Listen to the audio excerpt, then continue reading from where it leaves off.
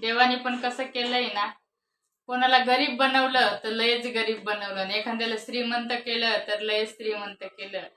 श्रीमंताकडं मोठा घर आहे तर गरीबाकडं साधी झोपडी सुद्धा नाही. श्रीमंताकडं झोपायला मऊ मऊ गादी आहे तर गरीबाकडं साधी फाटकी गोदडी सुद्धा नाही. श्रीमंताला खायला भरपूर आहे पण त्याला खायला वेळ नाही आणि गरीबाला भूक लागती पण त्याच्याकडं खायला पैसे नाही. श्रीमंताकडं मोठी गाडी फिरायला आणि गरीबाला साधी सायकल सुद्धा भेटत नाही.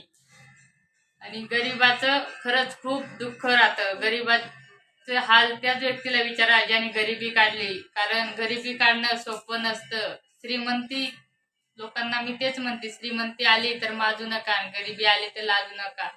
कधी गरीब जर आपल्या गाडी पुढे आला तर 2-10 रुपयाची मदत करा, कारण तेच पुण्य कुठं कुठं भेटता.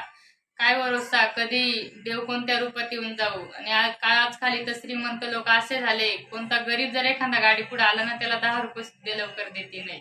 असे पैसे किती उधळतील दारूत. अरे दारू मध्ये तुम्ही 1000 रुपये घालवता, तेच पैसे तुम्ही गरीबाला 1000 मधून 100 रुपये द्या, तुम्हाला खरंच खूप पुण्य भेटतील.